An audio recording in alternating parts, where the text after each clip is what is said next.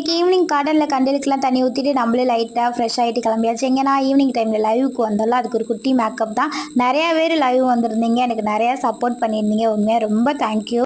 நான் 7 மணிக்கு சாப்பிட்டுலாம் இருந்தேன். செல்வா ஒரு 6:45க்கு டீ போட்டு கொடுன்னு சொல்லிட்டு எங்கிட்ட ரெடி பண்ணிட்டு இருக்கும்போதே அவங்க தனியாக அந்த மிக்சரில் கடலெல்லாம் கிடக்கும்ல, அதை பிறகு சாப்பிட்டுட்டு இருந்தான். எனக்கு அதுதான் பிடிக்கும். போய் அடித்து வாங்கி நம்மளும் சாப்பிட்டாச்சு. அப்படியே கிச்சனை ஃபுல்லாக க்ளீன் பண்ணிட்டு அத்தை வீட்டுக்கு போகலாம் அப்படின்னு பிளான் பண்ணியிருந்தோம். ஊர்லேருந்து வந்ததுலேருந்து போவே இல்லை, அப்படி லைட்டாக ஃப்ரெஷ் ஆகிட்டு கிளம்பியாச்சு அத்தை வீட்டுக்கு. இந்த டைம் கிளாம்பாக்கம் ஃபஸ்ட் ஸ்டாண்டுக்குள்ளே போய் தான் போனோம். என் குழந்தைங்களுக்குலாம் வீடியோ கால் பண்ணி காட்டிகிட்டு இருந்தேன், எப்படி இருக்குது பாருங்கடா அப்படின்னு. இன்றைக்கி நைட்டு செம்ம டிராஃபிக். வண்டலூர்லேருந்து ஊரை பக்கத்துக்கு போகவே 3/4 மணி நேரம் ஆயிடுச்சு. ஃபைனலாக நம்ம வந்தாச்சு. எங்கள் அத்தை வந்து ஊரை பக்கத்தில் அந்த டீ கடை ஃபஸ்ட் ஸ்டாப்பில் வந்து குட்டியாக ஒரு டிஃபன் கடை வச்சுருப்பாங்க. இங்கே செம்மையாக இருக்கும். கண்டிப்பாக இந்த சைடு வந்தீங்கன்னா சாப்பிட்டு பாருங்க.